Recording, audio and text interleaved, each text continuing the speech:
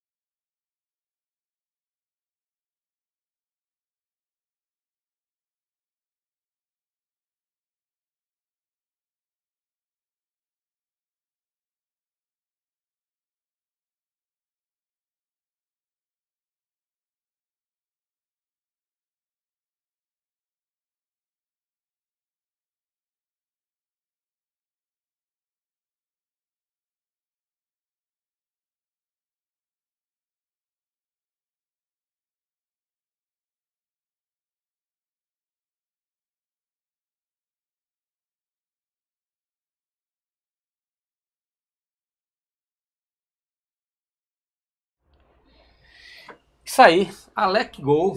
Alec Gol tá aqui com a gente. Um prazer grande receber você aqui, Alexandro.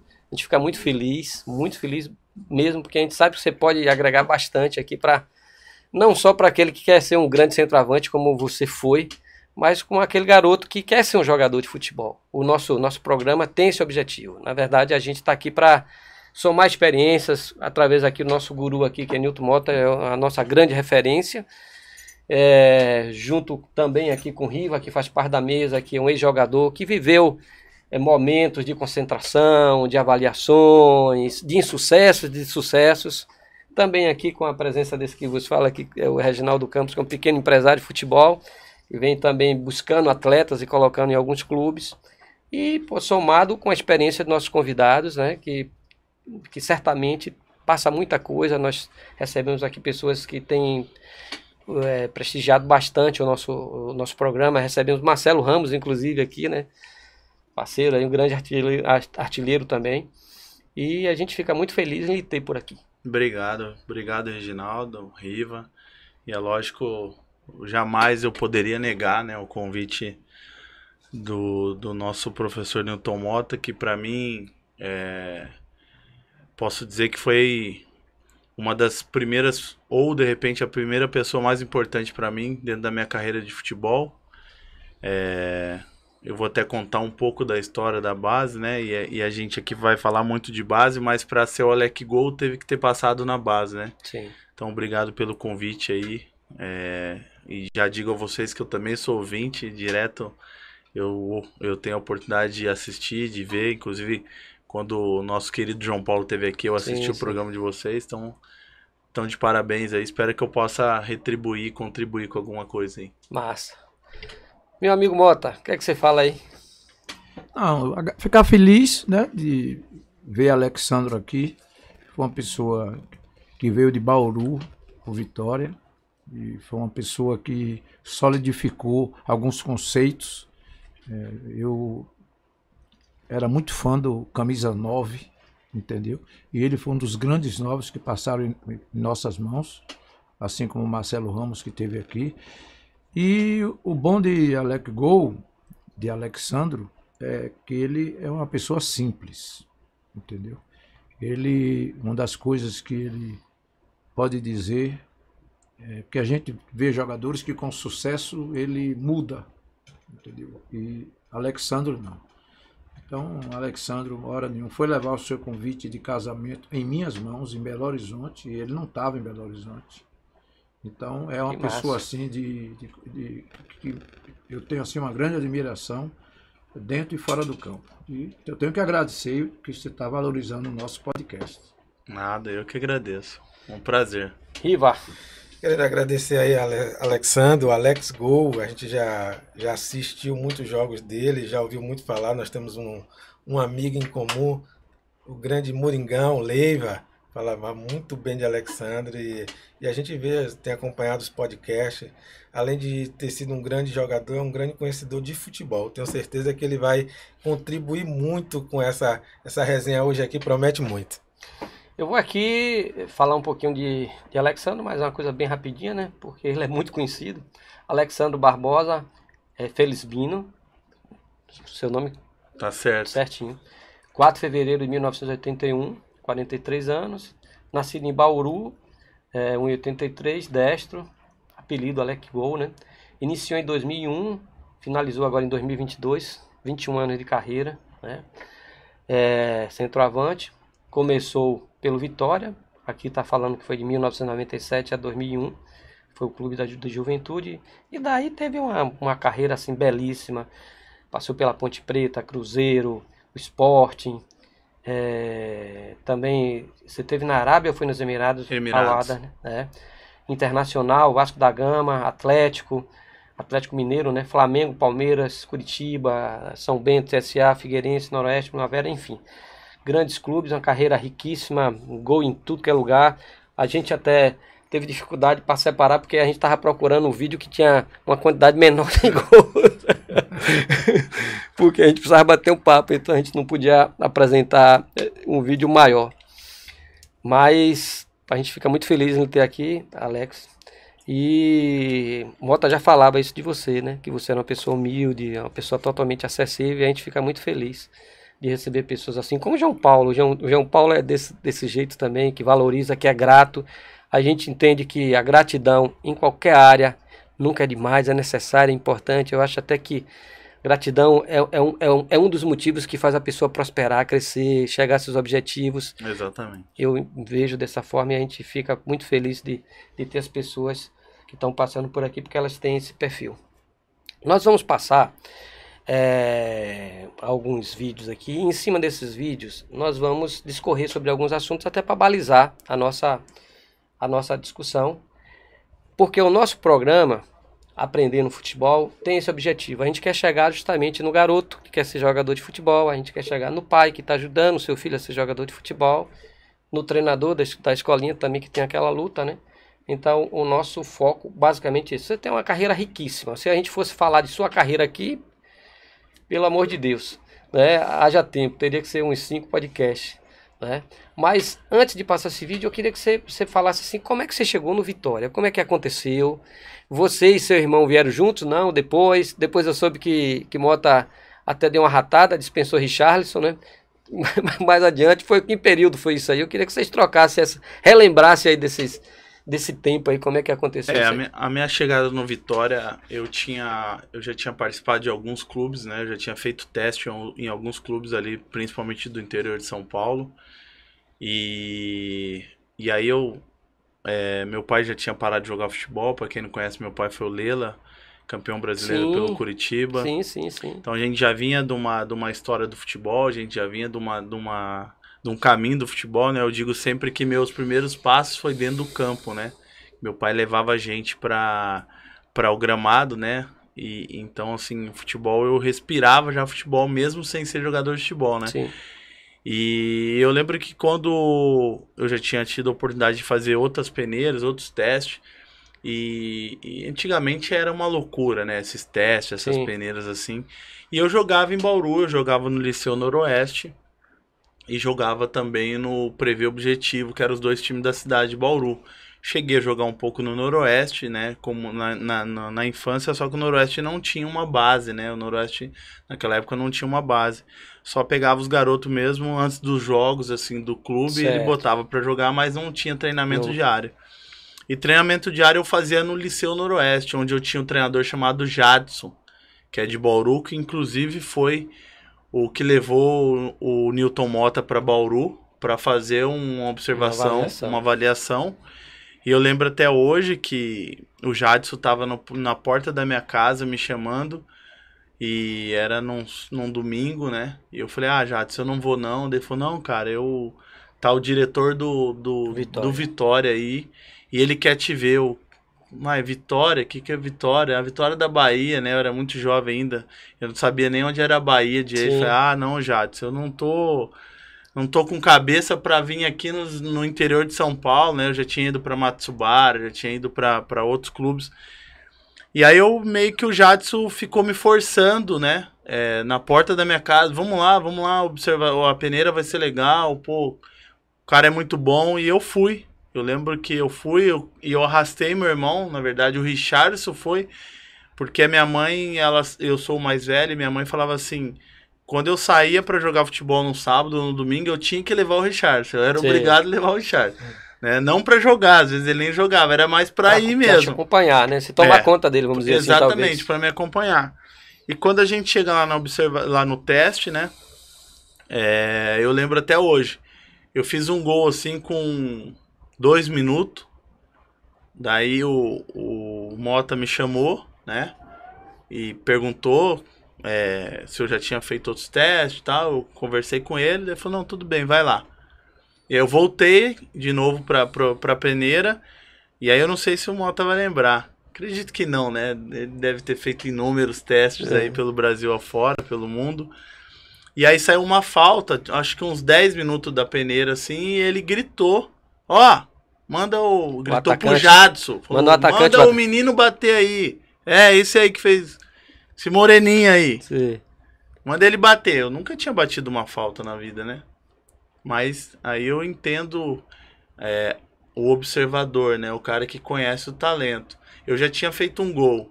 E deve ter pensado na cabeça dele, pô, se esse cara bater falta agora também, já tem meio caminho andado, né? E eu bati a falta e fiz. Na verdade, foi o meu primeiro gol de falta na minha carreira, né? E aí, logo em seguida, ele já me chamou de novo. Falou, pode sair. Pode sair.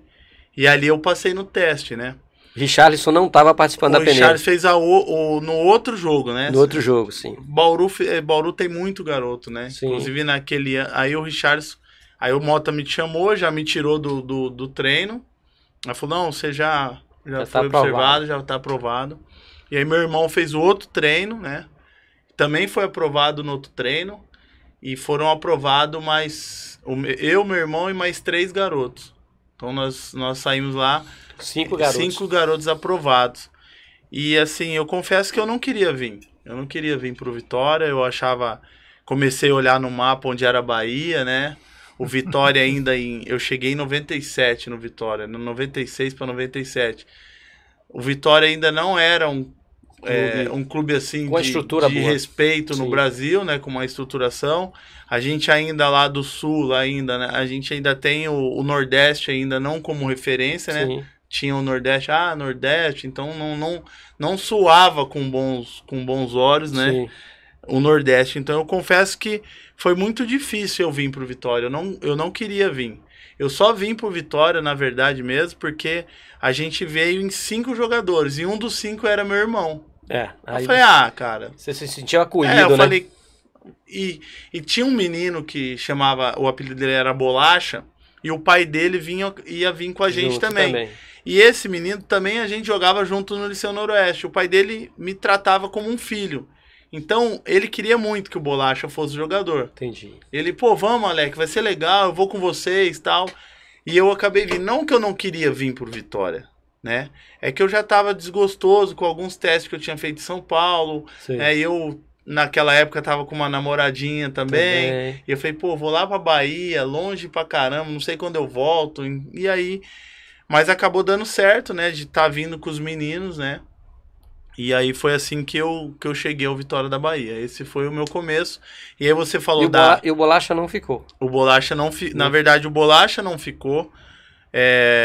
Os outros jogadores não ficaram. E o Richarlison, eu digo que não foi uma rata do Mota, e aí eu vou defender ele aqui. Porque o Richarlison chegou... o meu irmão é de 82, né? Sei. Eu sou de 81. A gente é 1 ano e 8 meses, mas eu sou mais velho que ele, 1 ano e 8 meses. E quando o Richarlison chega na categoria 82, a gente tinha o Leilton, que era a seleção brasileira, tinha... E Paulo Rodrigues, 8-1. Não, Paulo Rodrigues, 8-1, e Júnior Nagata, que era o reserva do Leilton. Não o Nagata, o velho, o novo. O novo. Que também era selecionado. Então difícil. tinha 2 laterais que praticamente eram seleção. Então, Mota tava falando isso pra gente. Acabou que o Richarlison não é que não ficou, não tinha Mas, a Alexandre, oportunidade. permita eu falar. E a não permanência de seu irmão, tempos depois, me gerou um ensinamento no futebol. Eu gostei muito de Richarlison. E ele brilhou no futebol, se destacou, foi um jogador a nível de seleção brasileira, de muita qualidade, jogou em time grande, ganhou títulos. E ele brilhou não só de lateral esquerdo, até jogando como terceiro zagueiro, quer dizer, no 3-5-2. Enfim, a lição que ficou de Richarlison e de Pierre também, um volante, é que quando o jogador é bom, não mande embora. Experimente ele em outra posição. Pierre, então ficou essa lição, dispensou, né? que me marcou, hein? Pierre também você dispensou. Dispensei, mas ele era atacante, que não fazia gol. Mas foi um grande volante. O Pierre, que jogou comigo no Atlético. Ele não Pierre. faz gol até hoje. No treinamento ele não fazia Por gol. isso que eu não fiquei com ele. Aí a culpa não é do Mas senhor, eu né? tive, Com o Pierre não é. Em relação a Richarlison. Pierre é meu irmão. E eu tenho também limitações de um alojamento, né? Isso. Leilton era do interior, Paulo Rodrigues de Alagoas. E de forma que a gente... Esse foi o motivo de não ficar com o Richarlison. Mas a quantidade enorme de pessoas que participaram dessa avaliação. E não foi só os gols em si, a sua postura, seu jeito, que realmente era de um jogador que fazia gol. 9, como hoje está escasso no Brasil. Você chegou a jogar no profissional do Vitória? Quanto tempo? Chegou, Mota? Jogou, mas foi pouco tempo. Depois você foi emprestado, acho que para Ponte Preta. Não, eu joguei bastante no Vitória. Foi? Na verdade, eu estreiei no Vitória, no Campeonato Brasileiro de 2001 ou 2003, se eu não me engano. Eu estreiei pelo Vitória já em 2003. Eu sou emprestado em 2004. Sim. Eu vou pro Sport de Recife. Tem até um vídeo que gerou uns comentários aí que eu falo que eu não queria ir, né? O vídeo, porque eu tava muito bem, mas o nosso querido amigo Paulo Carneiro, ele tava comprando o meio-campo que veio do Sport, Kleber Santana, que inclusive acabou falecendo no acidente da Chapecoense, que era uma das maiores revelações do Nordeste, e o Vitória, já junto com o Mota, já tinha praxe de pegar esses jogadores e trazer pro Vitória, que o Vitória naquele momento já era um clube referência, né? Sim. E aí ele queria muito o Kleber no Vitória, e eu lembro que o treinador do Sport era o Hélio dos Anjos. O Hélio dos Anjos falou, não, tudo bem, eu vou liberar, mas eu quero o Alexandre, porque ele tinha trabalhado comigo 1 ano antes. E aí acabou tendo essa confusão de eu ter que ir pro Sport, né? Nessa troca aí, e eu não queria ir, porque foi o ano que chegou Vampeta, chegou de helicóptero, Edilson, sim, né? O ano da festa, né? Sim. E eu falei, cara, eu tô ralando até agora. Agora que vai começar a festa, eu vou sair da festa? Não, agora eu quero ficar na festa.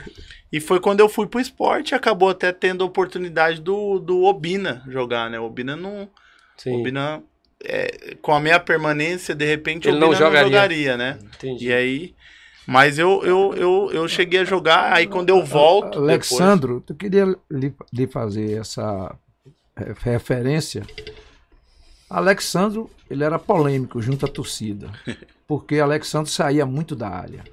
ele tinha qualidades técnicas, Mas ele não, no ele DVD não tinha, não mostra isso não, ele né? não Todos os tinha, gols que ele fez, ele não sempre tinha foi dentro da referência tática, né? área. Sei. E a torcida, alguns não gostavam porque ele saía para vir buscar a bola e perdia, porque ele driblava, ele é um jogador que tinha qualidades técnicas, não era só o homem-gol.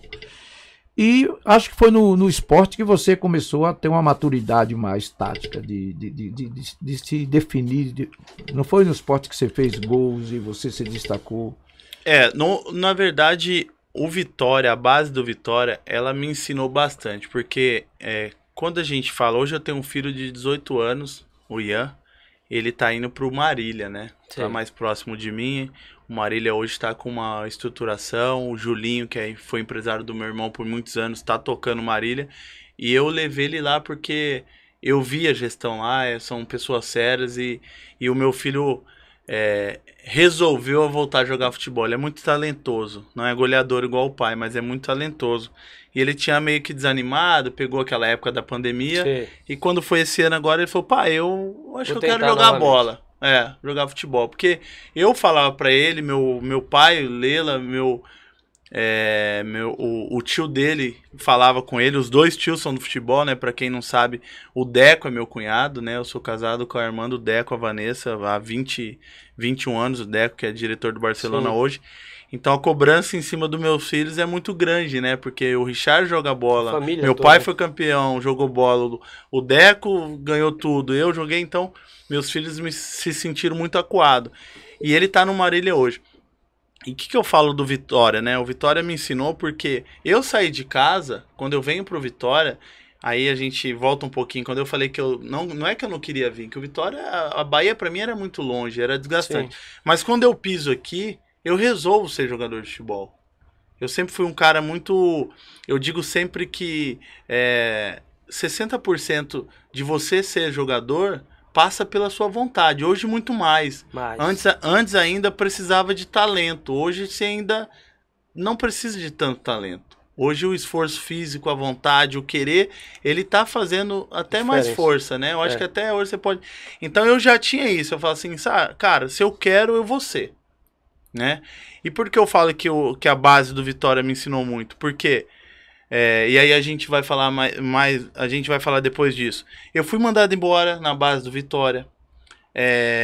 Ao mesmo tempo, no mesmo ano, eu subi pro profissional, né? Aí quem tá ouvindo não tá entendendo nada, mas daqui a pouco a gente fala. Eu joguei de lateral direito na base. Eu joguei de ponta direita na base. Eu joguei de meia direita na base.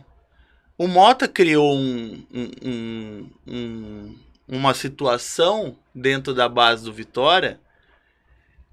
Um dos motivos foi por culpa minha. Que ele chamava... todo final de semana tinha o melhor jogador, que tinha um nome lá que eu não vou lembrar. E tinha o jogador Cristiane. E depois ele vai contar sobre isso. O jogador Cristiane. O que era o jogador Cristiane? Era aquele jogador... que ele deu um exemplo, né, que ficou marcado pra mim, eu levo isso pra todo clube que eu falo.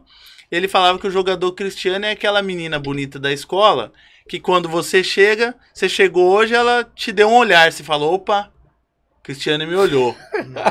Aí você chegava no outro dia, ela te dava um olhar e um abraço, você falava, opa, o negócio tá melhorando. Aí no outro dia que você chegava, ela nem olhava pra você.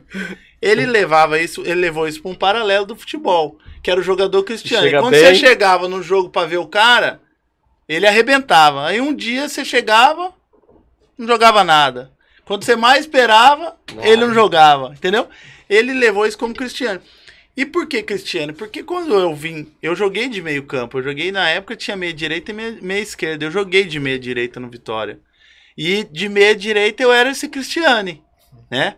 Que às vezes eu arrebentava, porque às vezes eu conseguia dar um passe, dava o passe pro atacante fazer o gol, no mesmo jogo eu fazia gol, eu era aquele meia que chegava na área, que fazia gol, eu gostava de fazer gol. E o jogo, quando às vezes não dava nada certo, eu não dava passe, não fazia gol, eu era o Cristiano. E aí a base me ensinou muito, porque eu tive a oportunidade de jogar em outras posições, né? Quando eu fui mandado embora pelo Nelson Góes, né? Ele é comentarista hoje. Nelsinho. Não, é o Nelsinho. É o Nelsinho. daqui, Ele é comentarista. É daqui. É. Quando eu fui mandado embora pelo Nelsinho,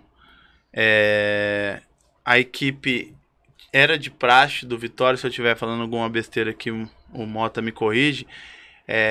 O Vitória ia viajar para fazer as competições e quem não ia para viagem automaticamente era dispensado, né? Porque o Vitória não tinha tanta disponibilidade de ficar. Então o Vitória viajava, ia ficar 30 dias nos Estados Unidos, a categoria. Quem não ficou, Tchau.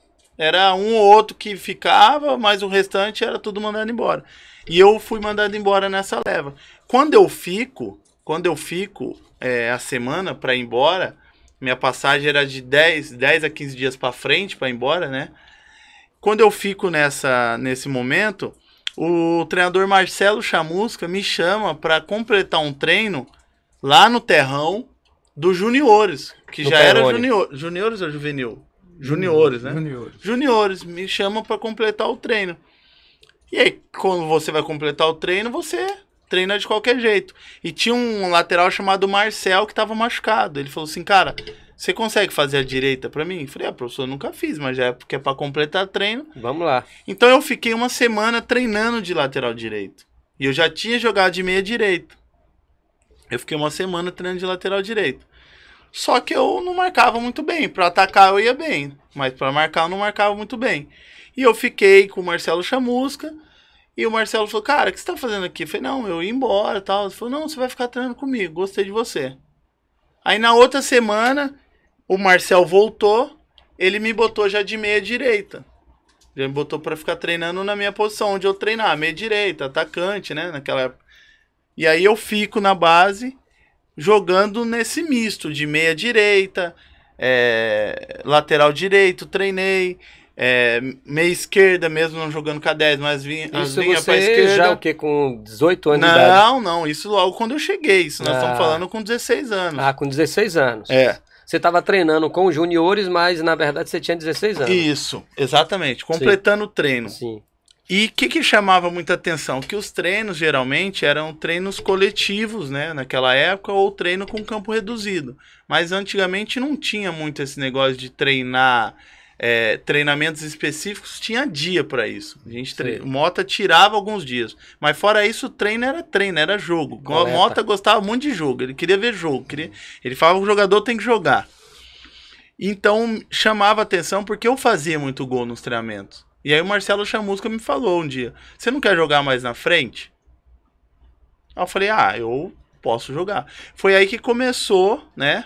Eu em Bauru eu já jogava de centroavante, eu era 9 em Bauru, né? No liceu eu era um centroavante. Quando eu venho pra base aqui no Vitória, o Vitória começa a me ensinar a jogar em outras posições.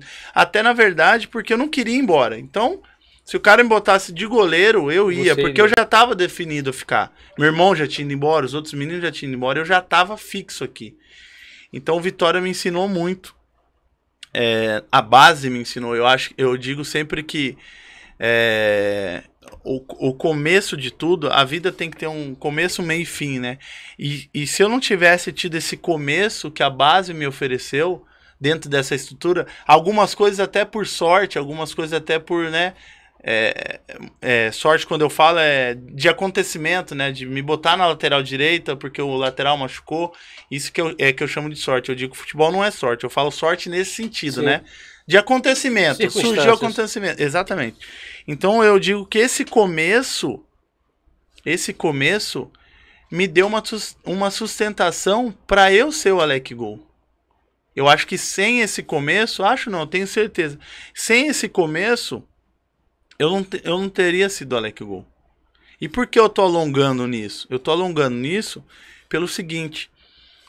Porque quando eu disputei a maior competição da minha carreira, que foi a Liga dos Campeões, a maior competição da minha carreira, que foi uma Liga dos Campeões, o treinador Paulo Bento, eu estava no Sport de Lisboa, a nossa chave era facinho, era Bayern de Munique, Inter de Milão e Spartak de Moscou, que tinha ganho 4 anos seguidos o campeonato.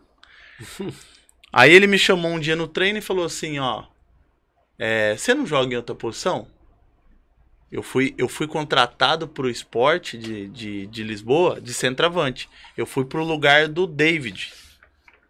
Tinha lá o Liedson e o David. O David saiu, foi para a Turquia e eu fui contratado para o lugar do David. Paulo Bento me chama e fala assim: você não joga em outra posição? Aí eu falei assim: ah, jogo, por quê? Ele falou: porque de centroavante você não vai jogar. Não tem como barrar o Liedson.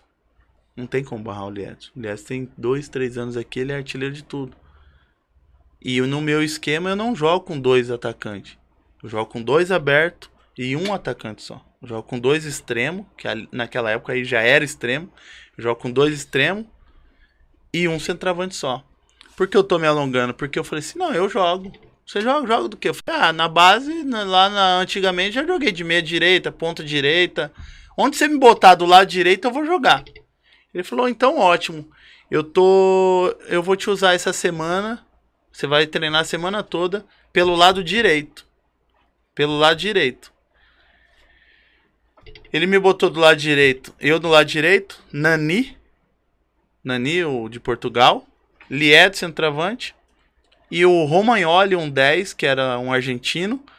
Ou ele trocava e botava o João, que é o da seleção agora. João Moutinho. João Moutinho da seleção. E ele me botou a semana toda aqui desse lado, na direita. E eu falei: professor, o que eu preciso fazer? Ele falou: para marcar você vem até aqui e para atacar você tá liberado, faz o que você quiser. O lateral direito era o Abel, que tá no Palmeiras, o treinador do Palmeiras. Então, é o que eu digo. Como que eu jogo uma Liga dos Campeões de ponta direita? Porque hoje é bonito falar extremo, né? Mas é ponta direita. Eu joguei de ponta direita. Isso graças ao que você teve na base. Então, porque me deu confiança. Sim. Eu falei: não, eu sei fazer.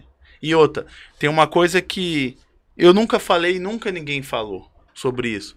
Mas eu fui um cara que a educação da base, ela me educou taticamente. Eu sou um cara extremamente obediente taticamente.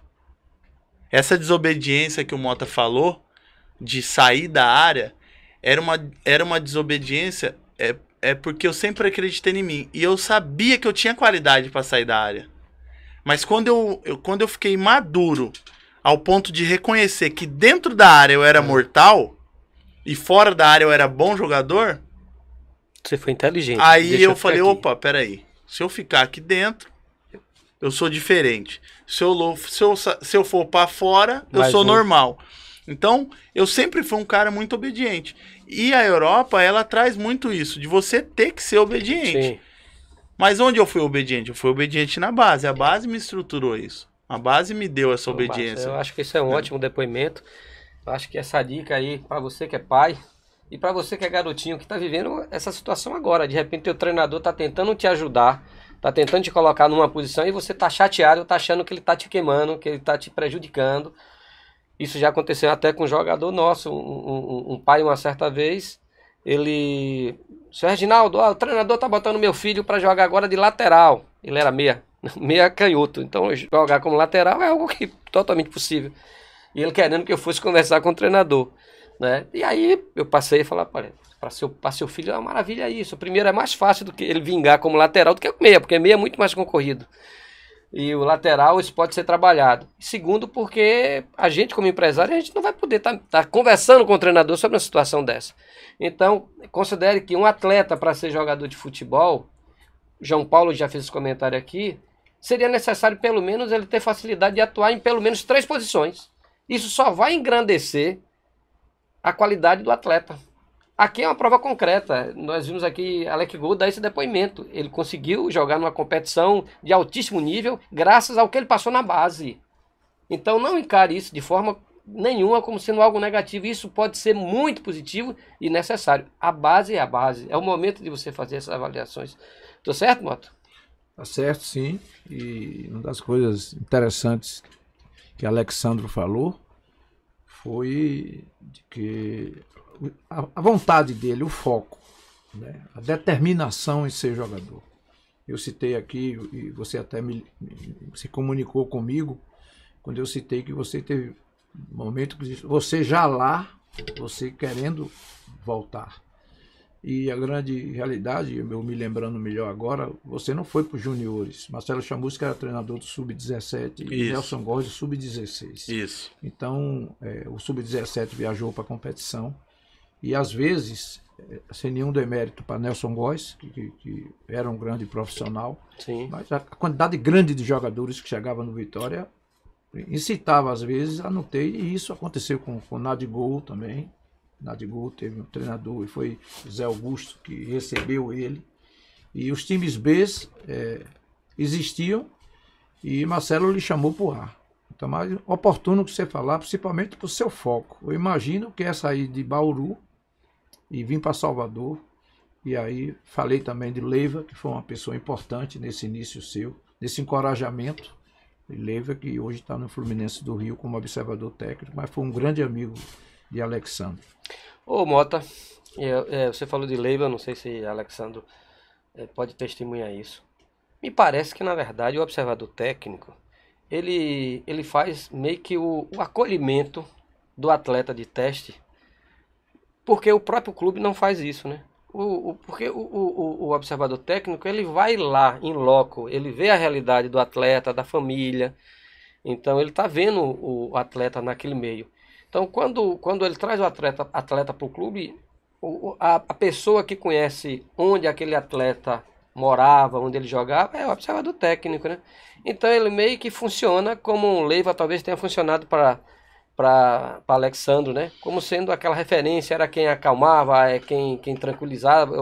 Ginaldo, o que é que você acha? O Vitória tinha o aterro sanitário de Salvador, o maior era em frente ao Vitória.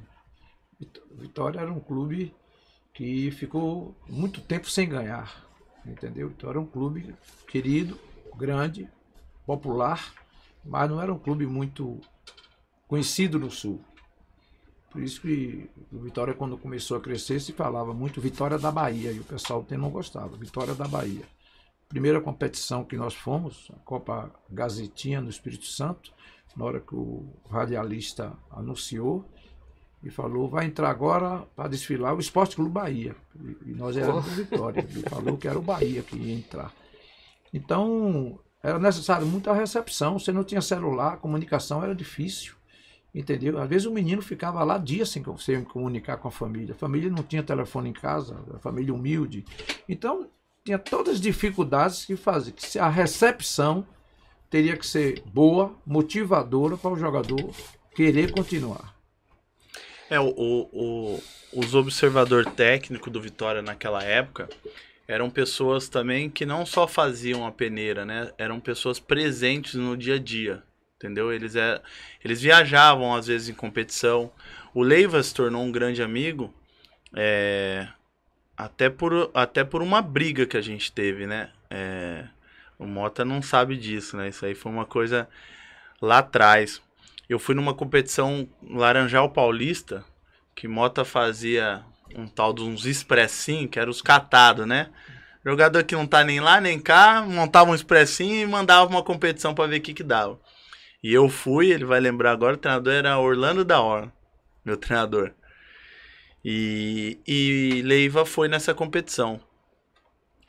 E a gente foi para Laranjal Paulista em 2 jogos e tava lá Vasco, Palmeiras, vários clubes grandes, né? Santos, Portuguesa, pessoal de São Paulo, tudo. Em 2 jogos eu fiz 7 gols. E aí a gente tava era uma escola, né? Sim. A gente tava numa escola e tinha uma área de lazer lá, num pimbolim, um negócio de sinuca, né? Sim. Então a gente jantava, aí ia brincar, ia brincar, aí tava todos os times lá, Santos, não sei o que, todos os moleques lá, e eu era o artilheiro da competição. Então, naquela época, pros moleques, eu tava no Vitória da Bahia. O Vitória da Bahia não tinha esse conhecimento todo. Mas ali, naquele metro quadrado, eu era o artilheiro. Você era o cara. Então o cara, o moleque do Vasco, o do Santos, todo mundo, ó, ali é o cara é o artilheiro, ele tem 7 gols. Da Bahia, né? Porque ficou falado, eu tinha 7 gols em 2 jogos. Pô, o cara tem 7 gols, o cara é artilheiro, não sei o quê. E chegou a hora da gente, ir dormir, né? Aí Leiva chegou. Na frente dos moleques, tudo. Ô, bora, garoto. Bora dormir. Aí na hora, eu sempre tive personalidade, né? Falei, ô, vou dormir a hora que eu acabar aqui. Enquanto eu não acabar, eu não vou não. Aí ele, como é que é? Ele já ficou vermelho. Já. Ô, sou, não sei o quê. Aí ele começou a trabalhar. Falei, não, a hora que eu perder aqui, eu vou dormir. Enquanto eu não perder, eu não vou. Por quê? Pô, eu era artilheiro da competição. O cara chegou, os moleques tudo me olhando, né? Você tirando sua ondazinha ali. Eu vou. Falei, não, pera aí, eu vou dormir a hora que eu quiser. E ali criou-se uma amizade. A gente ficou brigado 2 dias de competição, né? Porque ele falava pro Orlando, esse moleque não sei o que lá, esse moleque não sei o que lá. Eu só quero que ele faça gol. E eu fazia gol. Aí ele tinha que falar. E aí depois nós viramos amigos ao ponto da gente morar junto, inclusive, na base. A gente morou junto. Quando eu fui pro profissional, comecei a ter uma condição melhor.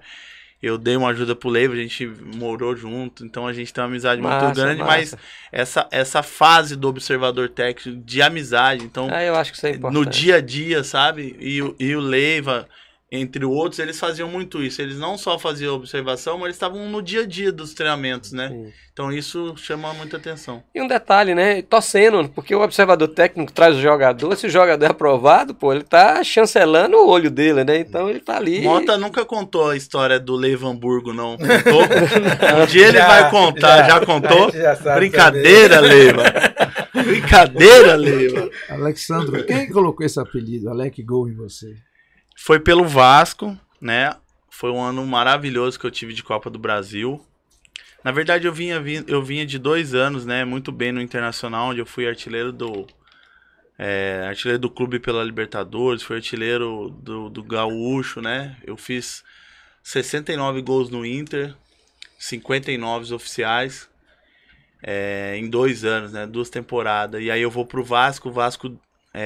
sem credibilidade nenhuma, com super desconfiança, e eu começo no Vasco, sou artilheiro do Carioca, a gente é campeão carioca, e num jogo Luiz Roberto, junto com Luiz Roberto, eu tava fazendo tanto gol que o Luiz Roberto narrou o gol e falou assim, cara, é melhor a gente já falar gol, né? Porque o homem, o Alec, é gol. Aí eu fiz gol no mesmo jogo. Quando ele falou, eu fiz gol de novo. Aí ele falou, é Alec Gol. Aí o Lédio Carmona, vascaíno, né?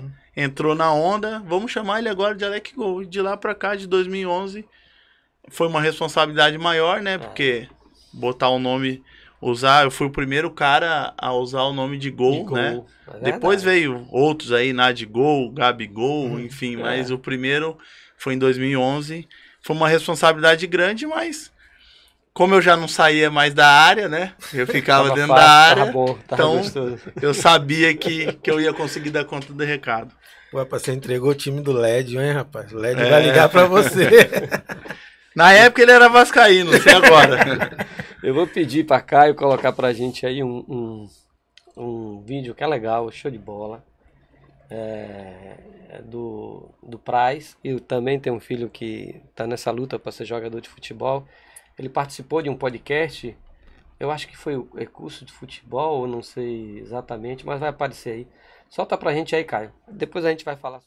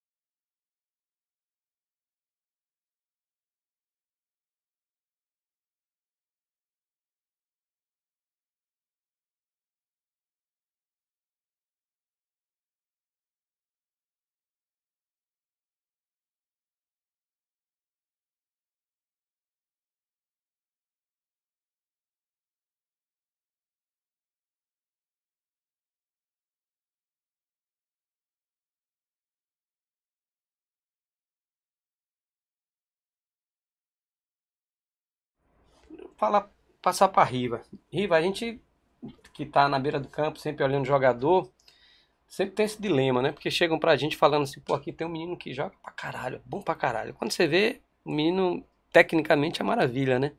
Mas algumas vezes é só isso, né? E o jogador ele não consegue vingar. Nós já tivemos até jogadores assim. É porque, na verdade, é uma soma de fatores, né? Para você conseguir ser jogador de alto nível, existem os fatores como o Praz falou. Não é só a parte técnica. O Alex Gol falou hoje assim, hoje, se você for muito técnico, mas se você não ter intensidade, não ter força, não ter vontade, aquele cara que é menos técnico que você, mas que tem essas qualidades, ele vai te superar. Ele vai chegar mais longe que você. Então, você... A princípio, o que nos chama a atenção é a parte técnica. É a qualidade do jogador. Agora, dentro do processo, até ele chegar a ser um jogador de alto nível, ele precisa ter outras valências além da técnica. Mota, é por aí mesmo?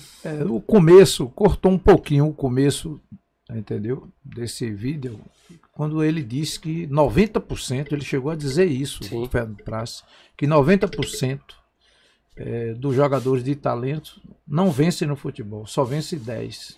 E ele argumentou. Aí ele entrou dizendo que ele era o quarto goleiro, não era o melhor, mas ele chegou mais longe.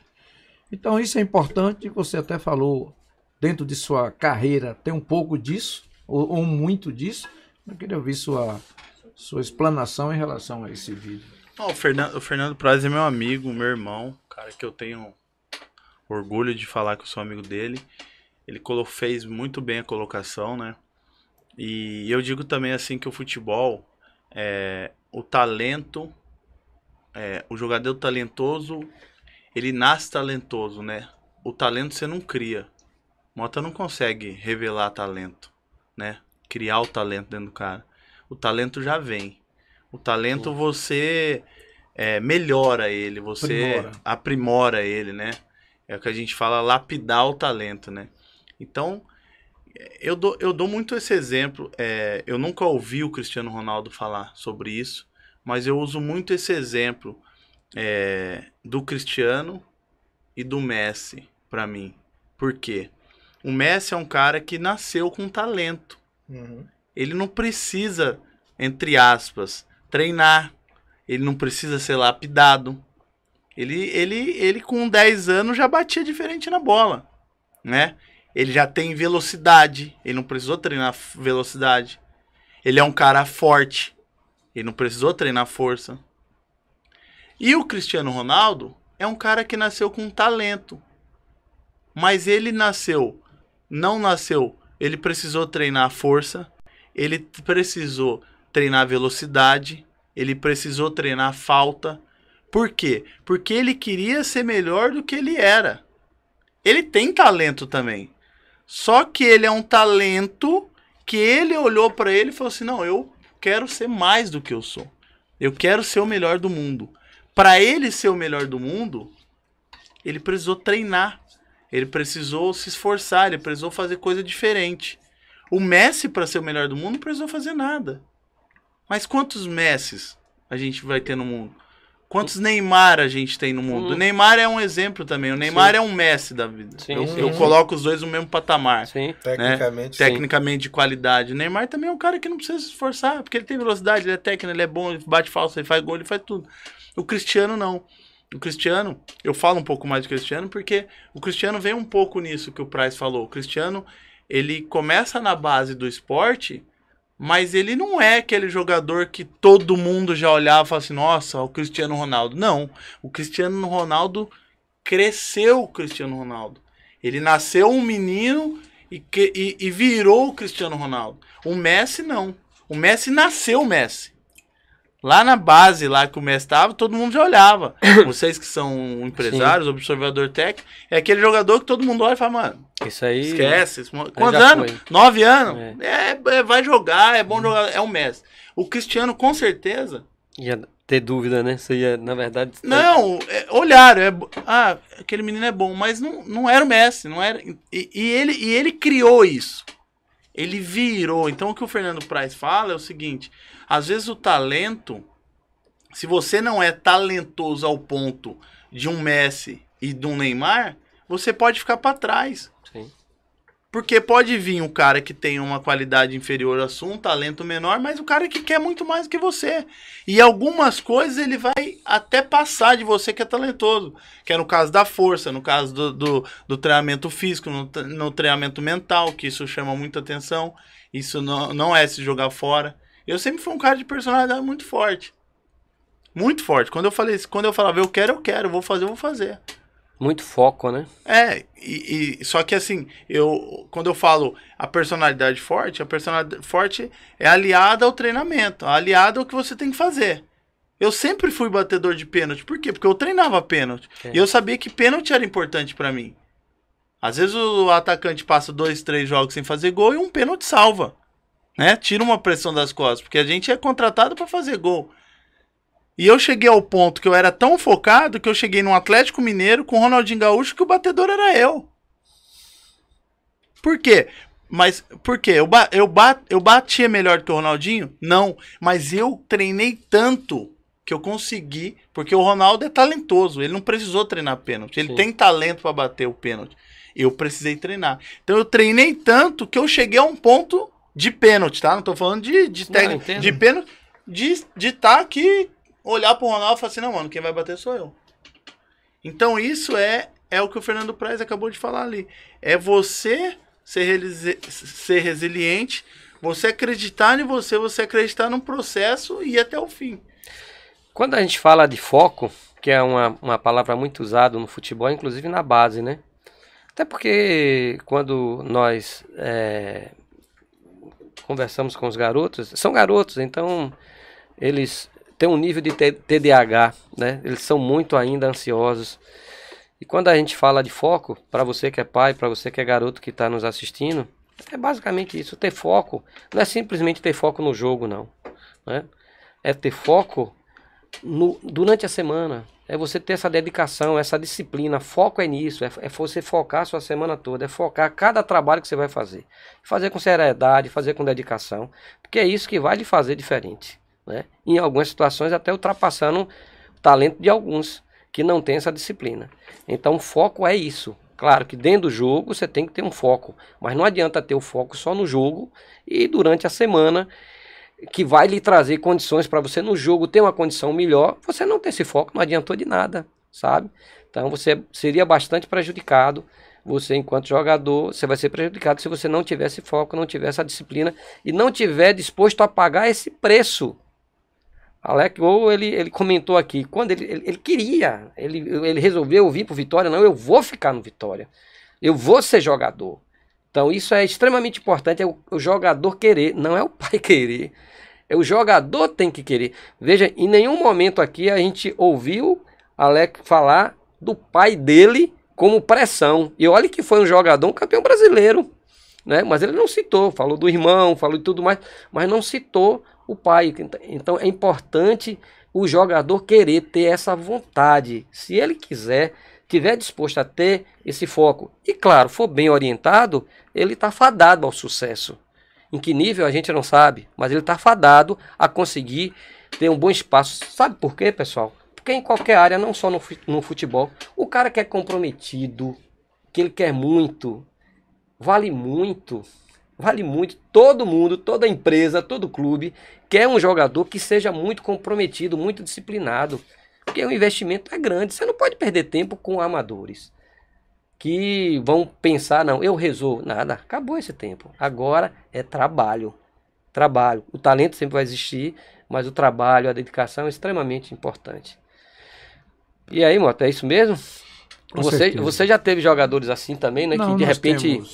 O Vitória foi referência na base durante muitos anos. O Vitória ganhou títulos espetaculares, vendeu o jogador. O Vitória era respeitado, porque o Vitória tinha jogadores determinados. O Vitória tinha jogadores com personalidade. Também a gente viajou muito para o exterior. A gente fazia preliminares. O Vitória hoje, o clube que eu sei que você tem consideração e gosta, o time sub-20 do Vitória joga em Pituaçu. Não pode jogar preliminar no Campeonato Baiano porque vai estragar o gramado. entendeu? Então são coisas que o futebol muda. E de forma que nós tínhamos jogadores que venciam pela determinação. Jogadores que você não esperava. Tem jogadores que eram reservas do Vitória que depois brilharam em outros clubes. Então, tudo isso que nós falamos aqui é fundamental. Em qualquer época, o jogador tem que ter personalidade, foco. Ele tem que ter vontade. Ele tem alegria no que faz. Fazer querendo. E isso é fundamental no futebol. E hoje a gente vê jogadores muito novos, com estrelismo, e não vai chegar para frente. E com pressa. Outra palavra que ele usou aí, você falou sobre resiliência. Muitas vezes você tem uma dedicação, você faz tudo certo, mas ainda não deu certo. Tenha paciência. Você tem que persistir. É aquela velha história, né? Se você não fizer a sua parte e não estiver lá no horário que o trem passar, ele vai passar ou antes ou depois. Mas se você fizer tudo certinho e chegar no horário certinho, você vai pegar o trem. Então é importante você ter resiliência. Dá trabalho? Sim, dá trabalho. Mas para ter sucesso, e um sucesso consolidado, um sucesso duradouro, tem que ser desse jeito. Você tem que ter constância no seu trabalho. Sacrifício, e ter sacrifício e ter paciência, resiliência, esperar o fruto amadurecer, que vai acontecer. Se você faz certo, isso vai dar certo. Eu vou pedir a Caio para colocar um outro vídeo também que é muito interessante, que fala um pouco do talento brasileiro, fala um pouco... faz uma comparação com o europeu e de certa forma uma crítica. Eu acho que é legal a gente discorrer sobre esse assunto. Quando você puder, Caio, faz.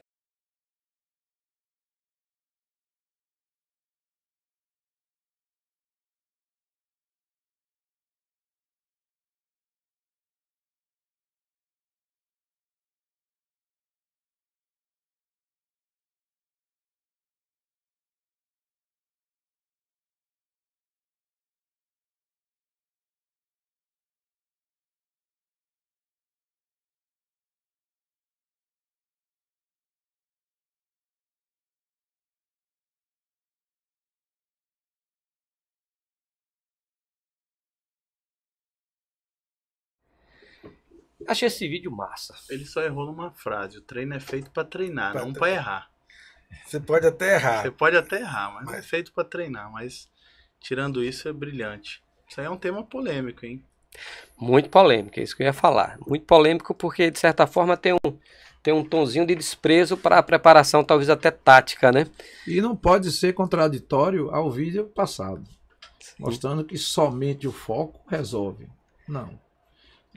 Não adianta ter talento e não ter foco. Exatamente. Ter talento e não ter vontade. Mas ninguém é contra o talento. E ninguém é contra o drible, contra a habilidade. Pelo contrário, a gente prega por isso. A gente quer isso. Mas quem é que vai dizer que Pelé não tinha foco? Então os talentosos podem ter foco. Você falou bem de Cristiano Ronaldo, que foi um jogador feito, preparado, desenvolvido, entendeu? Então, Cristiano Ronaldo... Mas que ele quis, né? Que ele quis. Eu acho que ninguém falou pra ele, mano, você precisa fazer... Se ele não tivesse vontade, ele não seria o Cristiano Ronaldo. E de forma que talvez Messi tenha necessitado ter menos vontade até do que ele. E de forma que, interessante esse vídeo, é uma maneira de dizer que diante de uma tentativa de drible, de habilidade, de risco, entendeu? De fazer uma tabelinha, que hoje não sai gol com tabelinha, é uma coisa rara. Então, na hora do risco, tem que ter a permissividade. O jogador tem que entender que se ele tentar o drible e errar, ele não vai ser banido do time nem ameaçado. Na verdade, a grande polêmica que eu entendo o professor ali é porque Carlos Augusto, o professor Carlos Augusto dá o crédito para ele, né? A gente parabeniza ele e registrar, que é importante, né? A gente está usando esse vídeo, é importante a gente fazer menção aí. Vocês podem até, mais adiante, até buscar na internet e dar uma olhada na íntegra desse vídeo. Porque, na verdade, a gente está perdendo a nossa identidade, a nossa característica. Você foi centroavante. Eu tenho uma grande dificuldade, e a gente debate muito isso em off, a dificuldade que nós temos hoje de formar centroavantes. Hoje, quem é o centroavante da seleção brasileira? Você não tem. Quantos centroavantes estrangeiros nós contratamos e vai estar jogando na Série A do futebol brasileiro? Por quê? Porque lá atrás nós paramos de formar centroavante. E nós, tradicionalmente, sempre formamos grandes centroavantes. Hoje nós não temos o camisa 10. Não é o camisa 10, é o meia criativo. Por quê? Porque lá atrás também paramos de formar. E nós perdemos a nossa identidade, porque o futebol brasileiro sempre teve os meias, sempre teve o camisa 9. E nós abdicamos disso, porque criamos e olhamos o modelo da Europa. Então é isso. A minha dificuldade é isso. Nós podemos ter jogadores talentosos, com força, com intensidade, com velocidade, com vontade, mas nós não podemos perder a nossa característica. É o que nós estamos falando aqui. Nós moramos na Bahia. A Bahia, o povo baiano é um povo alegre, é um povo que já tem aptidão para música, para tocar instrumento. Imagine se você tolir isso aí. Será que todos esses músicos que saem da Bahia, eles foram para a faculdade primeiro? Não, eles aprenderam na rua, ouvindo. Então a gente não pode perder a característica do povo. E nós temos perdido a característica do futebol brasileiro. Isso eu acho que é a grande interrogação e é o grande debate que deve ser feito. Nós temos que voltar a ter nossas origens. O que João Paulo falou aqui, que ele admira o quê? Os argentinos. Os argentinos sabem quem eles são, sabem a característica de futebol que eles têm, e eles persistem naquilo. E nós não. Nós, no primeiro insucesso que tivemos, grande, que foi o 7-1, não, tá tudo errado, vamos fazer de novo, vamos fabricar o futebol brasileiro, nós não precisamos. Nós precisamos era adequar o que precisava ser adequado, melhorado, e não romper com as nossas raízes de um time, de um país pentacampeão brasileiro, mundial, de um país que revela sempre grandes jogadores para grandes clubes no mundo. Isso é a grande dificuldade que eu vejo hoje dentro do futebol brasileiro, é a identidade. Queria, Regi, me permita fazer uma colocação. Você pensou alguma vez em ser treinador? E o que é que você hoje, a sua opinião sobre a formação de jogador no Brasil? Se o Brasil está no caminho certo, se temos geração para voltar a ganhar a Copa do Mundo. Então, essas duas indagações. Eu já pensei em ser treinador, eu estudei, né? Eu fiz os cursos da CBF, das licenças. Hoje eu posso treinar qualquer clube do Brasil. Inclusive, vira e mexe tem alguns convites, nenhum ainda foi oportuno, mas... E também não sei se... Já profissional ou base? Profissional e base. Um profissional agora, 15 dias atrás, do interior de São Paulo, da Série A2 do Campeonato Paulista. Me preparei para isso, né? Eu tava agora no Palmeiras agora, eu fiquei uma semana ali vendo a base do Palmeiras inteira, né? Do Sub-20, tava com o Jumei lá também. Tive com o Abel Braga 2 dias, né? Observando também. E já pensei em ser treinador. Eu acho que eu só não fui ainda pro campo porque hoje eu tenho 3 filhos e a dificuldade de você abrir mão da família. Eu sou um cara muito família e o treinador ele perde muito essa identidade, né? Da família, né? Eu tava até conversando com o treinador do Vitória e ele falou, cara, tem que viajar sozinho, mora sozinho, né? Não tem como você trazer a família, porque futebol você não sabe o que é o amanhã, né? Então, ainda mais eu com 3 filhos e 2 estudando ainda, né? Então, não tenho como vir treinar o Vitória e trazer minha família. Então, por esse princípio, eu decidi ainda não ir pro futebol. Quem sabe, para treinador, né? Quem sabe, mesmo já tendo as licenças, quem sabe... Daqui a alguns anos, quando meus filhos estiverem maiores, que eu já tiver que cada um deles já tiver uma dependência, possa ser que eu vá pro futebol. Mas a princípio não. E essa situação da base, eu tive na melhor base do Brasil, né? Que foi a do Vitória. Não tenho medo de falar. E pelo tanto de jogador que o Vitória revelou, e na maioria, mais de 80%, vindo desse nosso professor aqui. Eu acho que é um erro de muita gente, tá? Muita gente esse erro. E eu digo que o principal erro é do treinador. Porque eu vou falar as 3 fases, tá? eu vi esse erro eu jogando futebol, eu vi esse erro eu agora fora do futebol, e eu tô vendo o erro agora com o meu filho, com meus filhos, né? Que eu tenho um de 10 anos, que é o Nicolas, fez 10 anos agora, que o João Paulo já falou, se eu levar ele para outro time vai me matar, o São Paulo tá atrás dele, o Grêmio tá atrás dele, o Red Bull tá atrás dele, o de 10 anos, Nicolas. E o Ian tá no Marília agora. E qual é o erro que eu falo? Eu tenho, hoje eu sou empresário do mercado imobiliário, né? Tem outras coisas que eu faço, do mercado alimentício também, tem restaurante no Rio de Janeiro, tem algumas coisas que eu faço. Inclusive jogador de futebol também, tô tentando, Deco me chamou antes de ele ir pro Barcelona. Eu acho que é um produto que eu me identifico um pouco melhor você tem perfil pra de isso. empresariar. E o que eu vejo, né? O que eu falo na vida? Hoje nada mais você cria. Tudo se copia. O que tinha que criar, já foi criado. É difícil você conseguir criar alguma coisa hoje.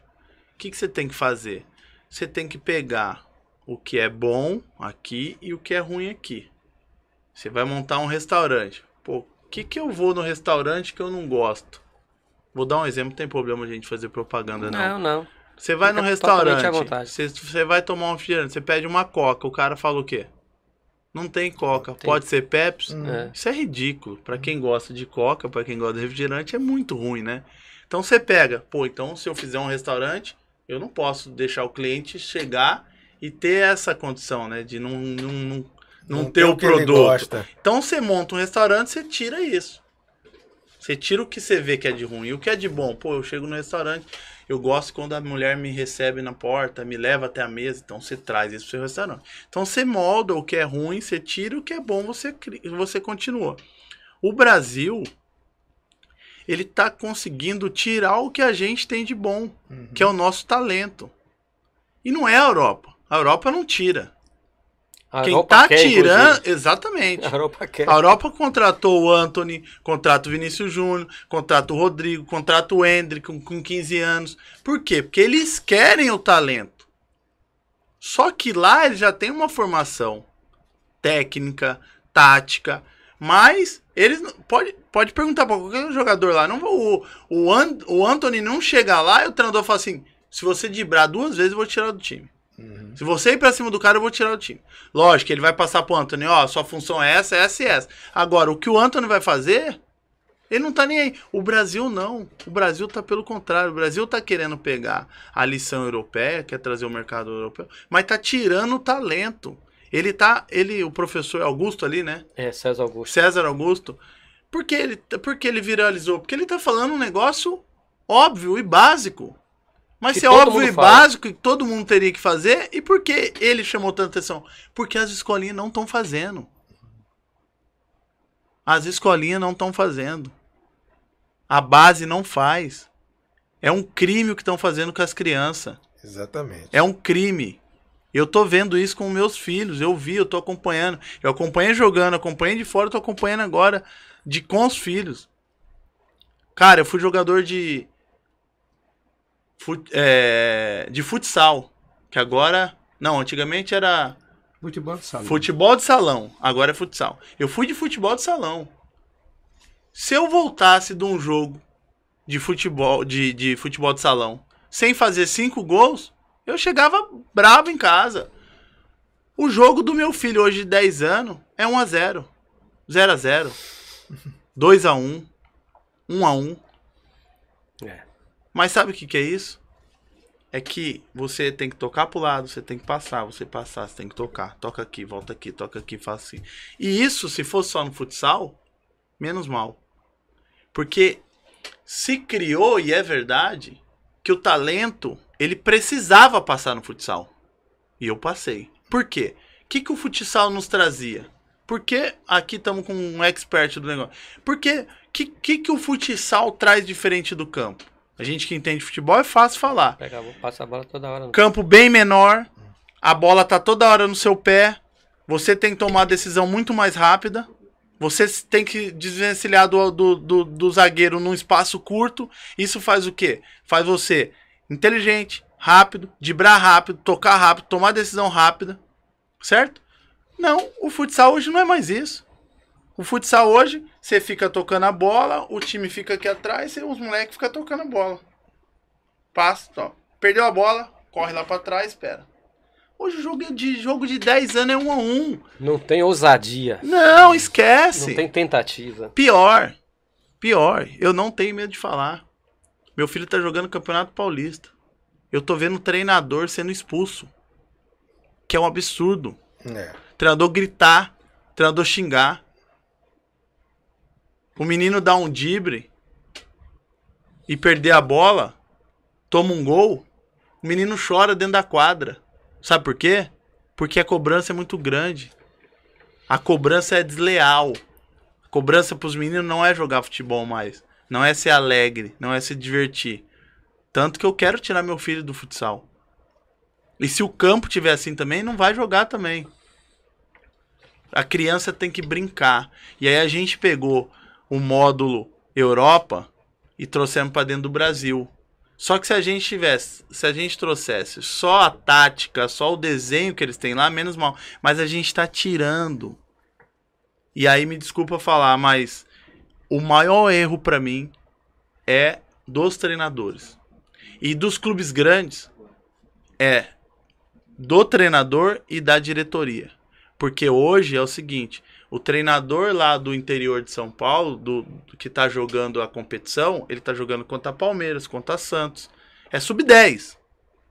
Mas ele não tá preocupado com o garoto. Ele tá preocupado, sabe o quê? Com o resultado dele. Ele tá preocupado que ele sabe que o Palmeiras vai ser o campeão, que o Santos vai ser o vice. Mas quem que vai ser o melhor time do interior? É o dele. Por quê? Porque ele tá vendo a oportunidade dele ir pro Palmeiras, dele ir pro Santos. Ele não tá preocupado com a criança. Então a cobrança na criança é uma cobrança competitiva de um menino de 10 anos. Ele não ensina. Ele quer ganhar. E tem um entorno, Perfeito. tá viralizando aí no Instagram, que pais vaiando um goleiro de 6 anos de idade que falhou. É um absurdo isso, né? Então isso é uma estupidez. Não são só os treinadores e os dirigentes. O entorno. Os pais. Mas aí, Mota, eu sou pai hoje e sou pai de arquibancada e vou nos jogos. O ser humano, ele é meio que Maria vai com as outras, vamos chamar assim, né? A gente acaba indo Você é influenciado pelo treinador, cara.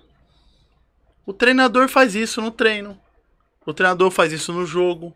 Ele fica gritando um com o outro. Ele fica gritando com os meninos. Entendeu? Eles brigam o treinador entre eles. Isso eu tô falando categoria 10, 11, 12 anos, que é um absurdo. Tem briga de pais nas arquibancadas. Sim. Por quê? Porque os meninos hoje, eu já briguei com meu filho várias vezes, o Nicolas. E ele vai ouvir isso aqui. Acabei de falar, quando eu saía do jogo do futset, do futebol de salão, eu não fazia 5 gols, eu ficava bravo. Hoje a vitória do meu filho é quando eles tiram uma bola de um perigo que eles fazem assim, ó. Eu falei, irmão, filho, se eu for no jogo, eu te pegar fazendo isso, você vai sair. Mas por quê? Ele não tá errado. Quem é o treinador dele?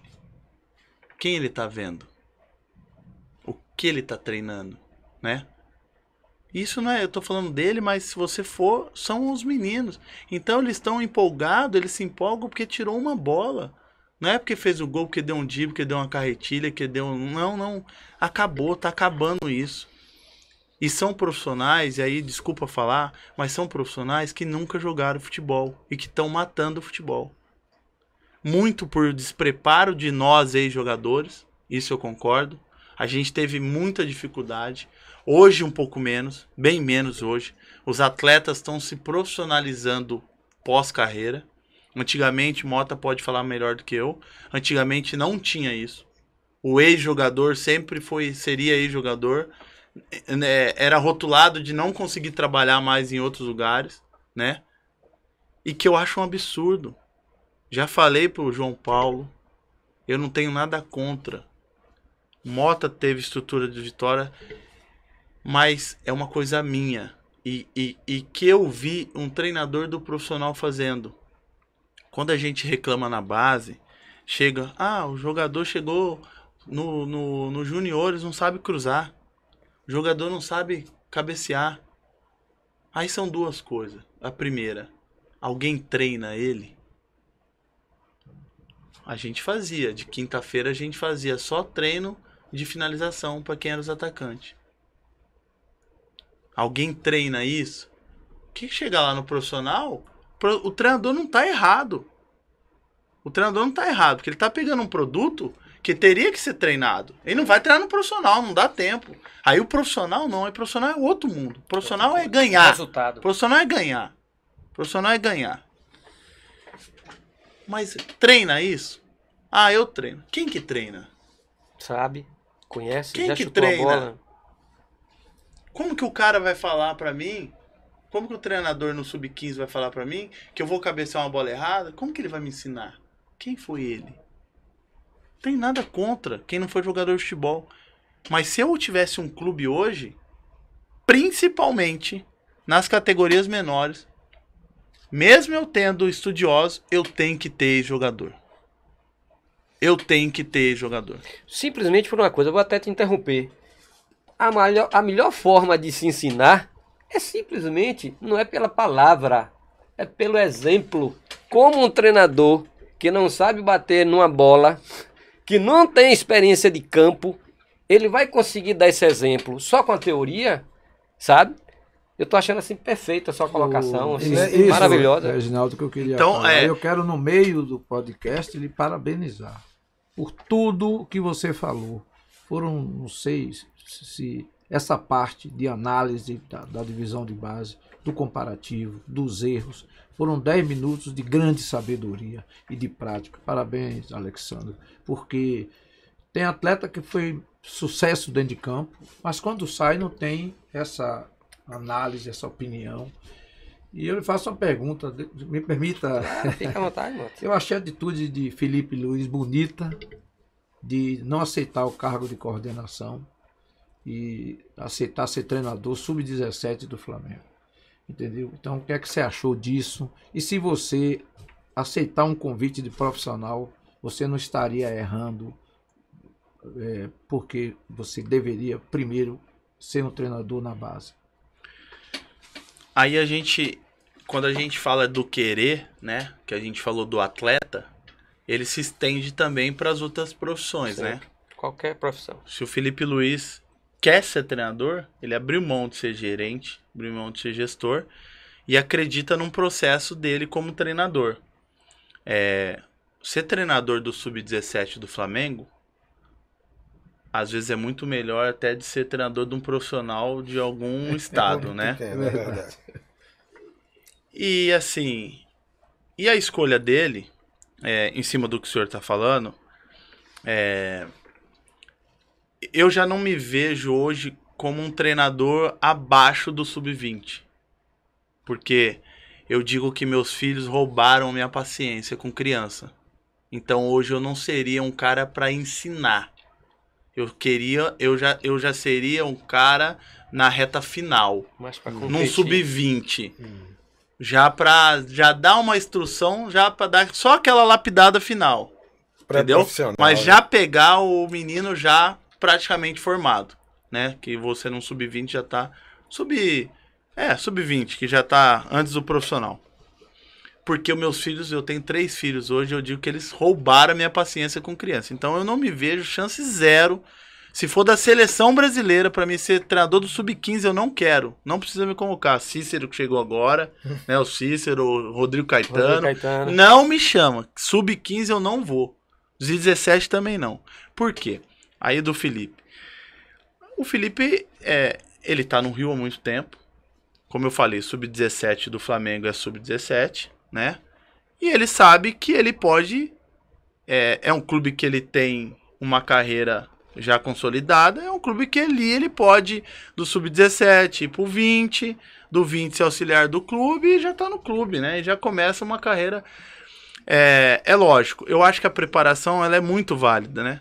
Se eu pudesse falar assim, se eu pudesse fazer assim, cara, eu vou ficar um ano no sub-15, um ano no sub-17, um ano no sub-20 e depois eu vou pro profissional. Eu acho que seria a melhor escolha. Até humildemente dizendo, para você tentar conhecer, passar por tudo. Processo, né? Sim. Como o que eu cobro de quem não jogou futebol, ser treinador, né? É lógico que hoje eu sendo treinador, graças a Deus eu tenho credibilidade para ser treinador, porque eu passei 20 anos, 25 anos fazendo isso. E você fez as duas coisas, né? Você tem a parte prática, quer dizer, vivendo com o objeto, e você, na verdade, se preparou, né? O curso mais profissionalizante que tem do mercado hoje eu fiz, que é da CBF. Não tem nenhum curso que credencia mais do que a CBF. Mesmo agora, gente falando tanto, tem uns falam mal, bem. Então eu fiz a licença para treinador e eu fiz gestão e fiz diretor executivo. Eu sou formado de diretor executivo hoje. Nossa. Inclusive, ano que vem, a CBF proíbe algum diretor de clube que não tenha o curso da CBF. Qualquer diretor de clube profissional vai ter que ter o curso da CBF como a licença de treinador. Isso eu achei bastante interessante também. Mas o que eu falo é que nessa montagem final do Felipe, dizendo do Felipe, eu acho que a estratégia dele é muito boa. Eu acho que é assertiva, né? Ele vem pro sub-17, que não é tão pequeno também, não é o profissional. Tá num clube grande, grande estrutura, vai participar de competição, pega jogador muito bom, ele vai conseguir botar aquilo que ele quer. Sim, sem dúvida nenhuma. Eu acho que é assertivo. A gente está chegando ao final. Um bate-papo assim maravilhoso. Sua participação, pô, show de bola. Acho que cabe uma reflexão. Eu costumo falar, Alexandre, que a nossa proposta aqui não é simplesmente aparecer na mídia, sabe? A gente aqui está encampando um movimento. É um movimento que tem a ver com tudo que você falou, sabe? Não querendo desmerecer os profissionais que estão no mercado, porque a gente entende que cada profissional está separadinho no seu canto e ele não tem como... Ele, eu acho, também até um pouco de vítima do próprio processo, porque caberia, eu acho que a própria CBF organizar, criar esses processos para você ter uma metodologia assim, muito bem definida, sabe? Para onde quer chegar o futebol brasileiro, entendeu? Nós temos uma identidade, então devemos seguir o que fazer para não perder essa identidade. Eu acho que a CBF, talvez como a AFA tenha feito na Argentina, não sei, porque a Argentina não fugiu, não perdeu a sua raiz, a sua identidade. Então acho que caberia muito a CBF aí, e a gente costuma falar, a gente não está criticando, sacaneando, não, pô, bate-papo, a gente está externando a nossa opinião, entendeu?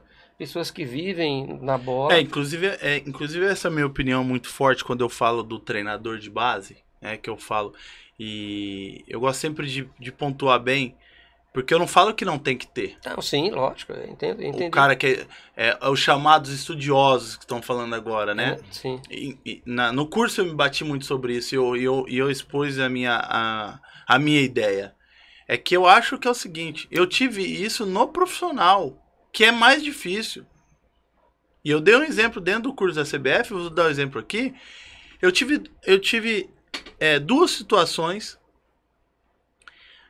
da mesma situação. Eu tava um jogo perdendo de 3-0. 3-0. Campeonato Brasileiro, eu tava perdendo de 3-0. Treinador. E eu tava no campeonato brasileiro também, só que da Série B. E o treinador e a gente perdendo 3-0 também. Esse primeiro episódio, perdendo de 3-0 no campeonato da Série B, eu tava jogando no Sport. E o treinador, a gente perdendo 3-0, ele não jogou futebol. Ele entrou no vestiário e falou assim, calma. 3-0. Você sabe o que é perder 3-0? 3-0, você tá perdendo 3-0 no intervalo do jogo. Tem jogador que não tá falando com o jogador. Às vezes o pau já tá fechando dentro do vestiário. 3-0, ninguém vai virar 3-0. Eu não lembro de eu ter virado 3-0. Eu não lembro de ter virado nunca. Eu não lembro. Graças a Deus eu perdi poucos jogos assim de goleada, mas eu não lembro de ter virado um jogo perdendo de 3-0. Esse treinador entrou no vestiário e falou assim, calma.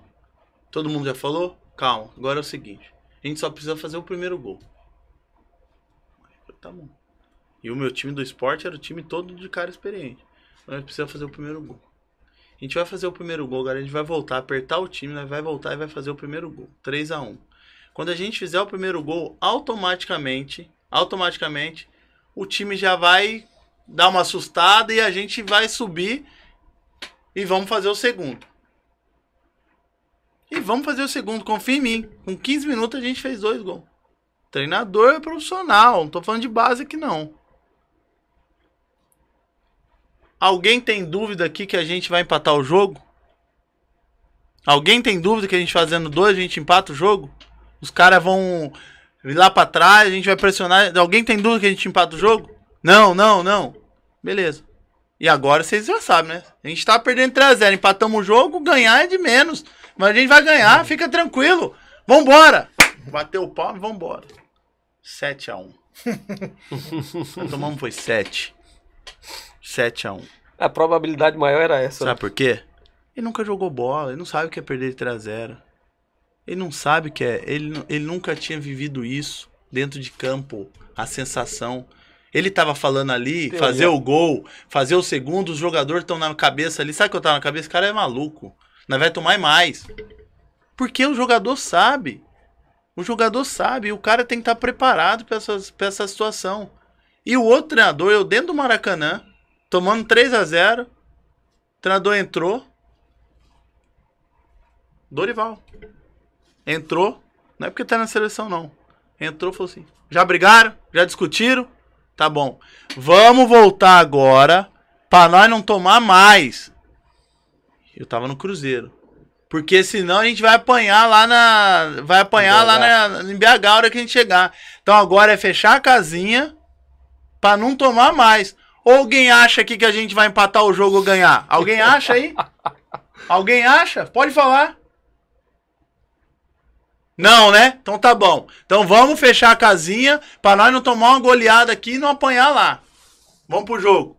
3-0. Aí eu te pergunto, quem tava errado e quem tá certo? Quantos jogos você já viu alguém virar o jogo? Raro, pode empatar? Pode virar? Pode. O Palmeiras esses dias virou do Botafogo. Mas muito numa raro, outra, a gente muito não raro. lembra outro. Então, essa é a vivência do campo. E que nós estamos falando de profissional. Imagina na base. Como eu pego um treinador de base para ensinar um menino, para bater na bola, para virar um jogo, né? Para estimular o menino o que é uma competição, o que é jogar bola, o que é tomar uma trombada. Então, quando eu falo dos estudiosos, eu não sou contra, até porque eles se preparam muito e tem muito cara muito melhor do que jogador, muito melhor. Tem alguns, sim. Tem muitos. Inclusive, cara é bom mesmo. Mas, aqui tá o cara que eu posso falar do lado. Se eu tivesse um clube, jamais eu teria só o estudioso nas categorias principais. Quais são as categorias principais da formação do atleta? Me fala aí, o senhor que é expert.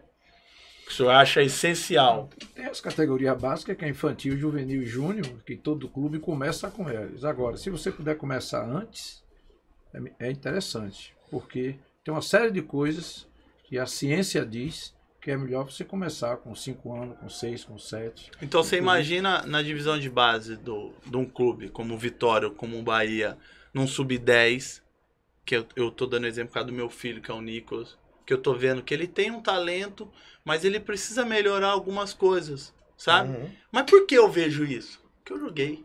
Sim. Por que eu tô vendo? O treinador que não jogou pode ver? Pode, até um limite.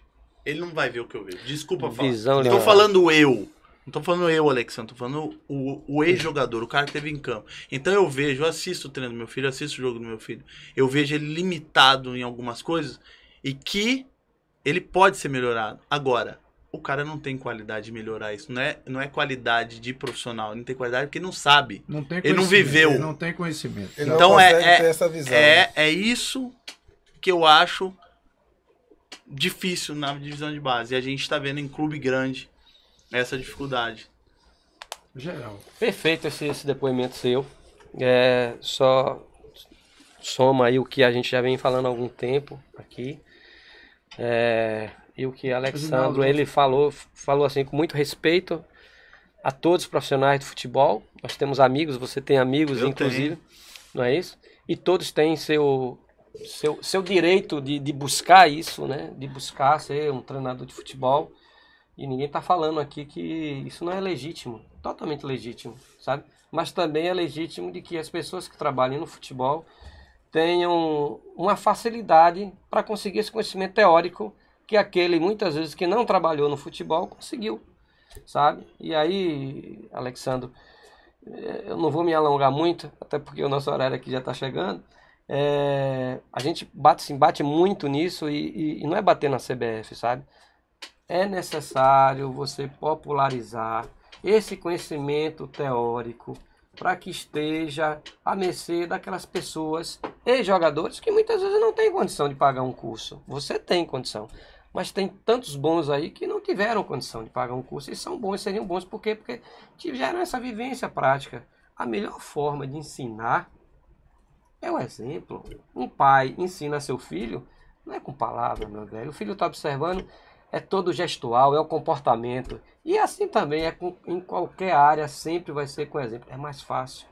Então, dessa forma, quem viveu lá dentro do campo sempre vai estar à frente de todos aqueles que são acadêmicos, inteligentes, boas pessoas, pais maravilhosos, sem dúvida nenhuma, mas quem viveu em campo já tem-se algo a mais. E a gente não está defendendo aqui, o Alex Gol não defendeu aqui, não é aquele, como a gente chama, não é o boleirão, não é o jogador boleirão, que só porque jogou acha que pode chegar lá e pode ser treinador. Não é isso. É o jogador que se prepara, então ele está à frente do cara que só ficou lá na faculdade. É que assim, que você falou o boleirão. Porque o ex-atleta ele perdeu o mercado também, justamente por causa disso. Porque ele acreditava, porque ele jogou bola, ele já sabe. Tudo bem, a gente sabe, mas você precisa se informar. Você precisa andar de acordo do jeito que tá andando. Então você tem que ter um conhecimento, você tem que ter uma formação. Claro. Não é porque eu saí do futebol, que eu joguei em grandes clubes do Brasil, que hoje eu posso falar assim, eu vou chegar e vou ser treinador. Eu tenho essa condição, mas eu me preparei. Uhum. Eu fiz curso, eu quis fazer curso, entendeu? E o que eu falo? A gente tem que pegar o seguinte, pegar essa galera, e aí ele falou da CBF, eu vou um pouco mais longe, trazer para as federações. Isso aí. A Federação Baiana tem que ter um curso aqui para o pessoal da Bahia, Federação Paulista tem que ter um curso, a Federação Alagoana, trazer já esses cursos, esses preparatórios, para a gente trazer 6 atletas para dentro do futebol. Porque eu garanto a vocês que o futebol está precisando de mais ex-atletas, está precisando da galera.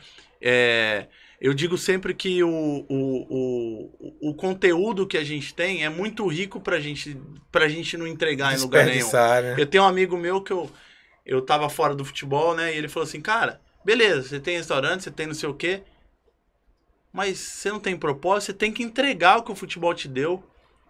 Eu te vejo no futebol, você tem que ir pro futebol. Eu não sei se vai ser de empresário, de treinador, de gestor, mas você tem que entregar. E não é ele falando de mim, mas a gente tem muito ex-jogador que tem muito conteúdo, que poderia ajudar muito, que precisa entregar. Mas é o que ele falou. Às vezes os cursos são muito caros, às vezes o cara não tem como ir, às vezes não tem em algum lugar. Os clubes às vezes também não dão oportunidade, porque ainda estão com essa visão do boleirão, que o cara é boleirão. Aí prefere botar o cara que fez curso em Harvard, não sei aonde, e não traz o cara. Então tem muito esse lado aí. Eu vou fazer uma última pergunta aqui, Alexandre, bem rapidinho. Pedro ali já está puxando minhas orelhas. Até 1h30, né? Falta até 1 hora. Me fala, o Mota me falou que você está com um projeto em relação a peneiras. Eu queria que você pode falar alguma coisa sobre isso? Posso sim. A gente tem um projeto, inclusive, o Milton Mota já nos deu uma palestra sobre isso, né? Porque eu costumo dizer sempre que você tem que pegar as pessoas referentes nisso, né? Então é um projeto ainda, é um desenho, acredito eu que até no final do ano deva sair do papel, né? É mais voltado mesmo para observação, né? De garimpar os meninos no Brasil todo. A gente vai usar a ferramenta da internet, né? Que é a ferramenta mais usada, então seriam peneiras online, né? A gente teria como parceiro clube, empresário, pai, jogador, né? Para justamente a gente ter o acesso.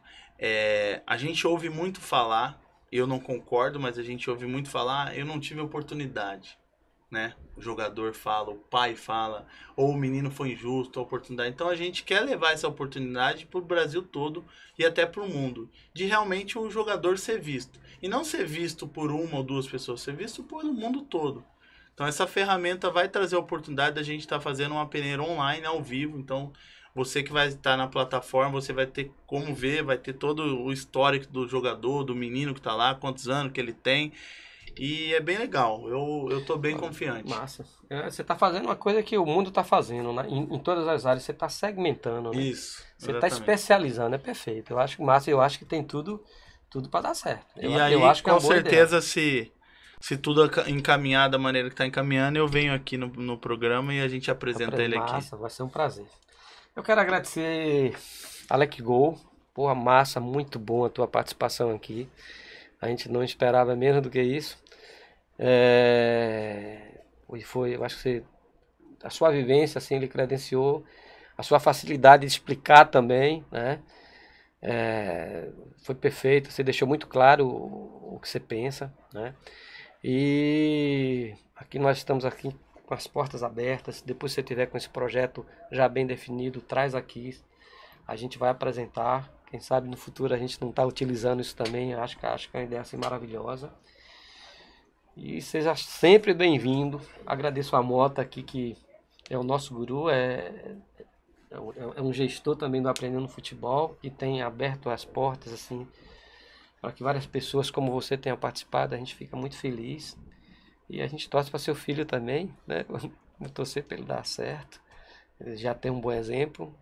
Acho que a sua leitura é perfeita em relação ao Nicolas. Ele tem que comemorar gol, né?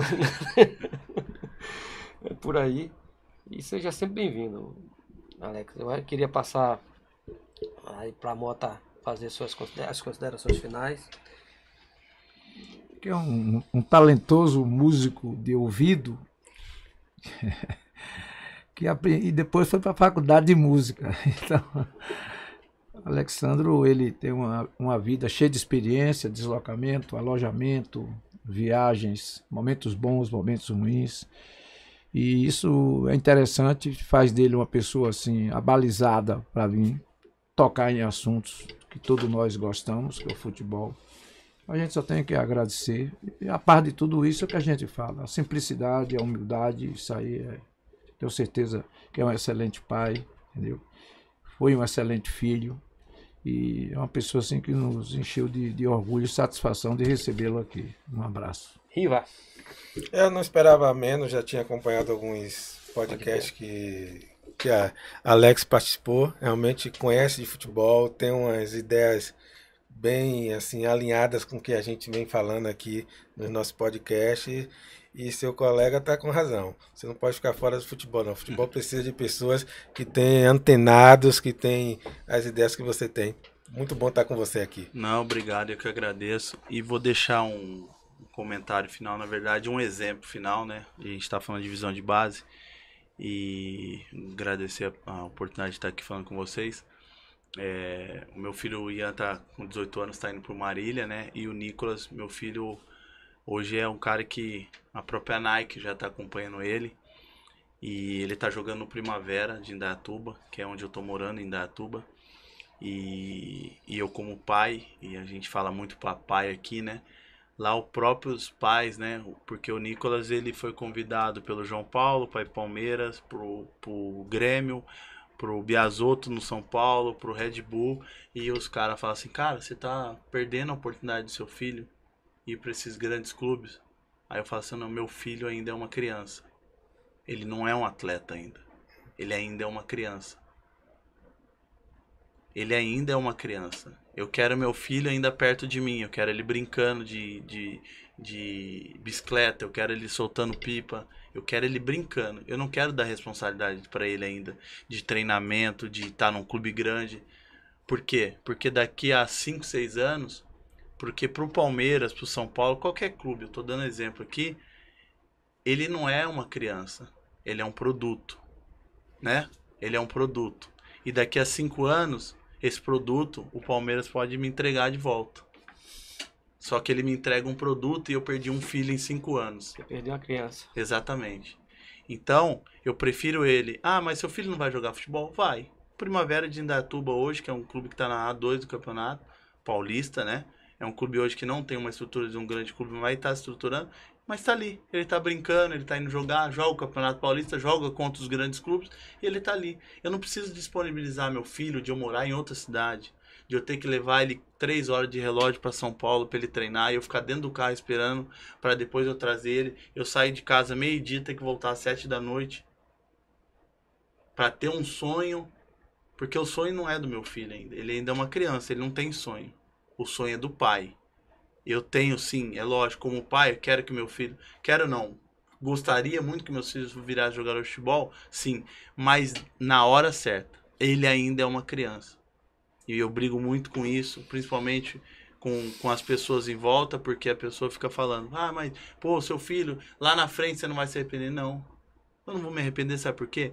Porque se ele for talentoso e se ele quiser jogar futebol, eu cheguei no Vitória quantos anos? 15 anos. Eu tenho 5 anos pra frente ainda pra ele. Pra que eu preciso disponibilizar agora? Pra que eu preciso sofrer? Pra que eu preciso fazer uma criança ficar sonhando com 10 anos em jogar no Palmeiras? Que vai gerar ainda mais pelo menos uns 6 anos na cabeça dele. Não é a hora ainda. É a hora dele ser criança. É a hora de ele brincar. Se o futebol fosse antigamente, igual antigamente, de repente eu até deixaria, mas não é. A cobrança hoje é muito grande. Eles estão cobrando as crianças de 10 anos ganhar, ganhar, ganhar, ganhar. E as crianças ainda têm que ser crianças. Acho que você fechou com chave de ouro aí. Acho que você foi perfeito. Eu defendo isso sempre aqui, entendeu? O professor Carlos Augusto falou assim, vocês têm que se divertir. E essa diversão é que faz o jogador. É essa diversão, são momentos lúdicos como esse que vai credenciar um jovem quando chega com 16 anos, 17 anos, ele tem um repertório técnico suficiente porque ele viveu com alegria naquele momento que tinha que viver. Eu acho que isso é uma forma inteligente, inclusive, de se fazer um jogador. Quero agradecer a vocês, não vou me alongar muito, os agradecimentos, agradecer a vocês por mais essa por mais esse convívio aqui com a gente. Peço para que divulguem o nosso perfil, né? Aprendendo Underline Futebol, também no YouTube Aprendendo Futebol, e a nossa intenção é essa, é colaborar com vocês, com depoimentos assim emocionantes como esse, né? E que retratam exatamente o que está de repente acontecendo com você, pai, com você, treinador de escolinha nesse momento. Pense muito bem, avalie cada coisa que Alex Gol falou aqui, viu? Nesse aqui a gente pode confiar. Grande abraço.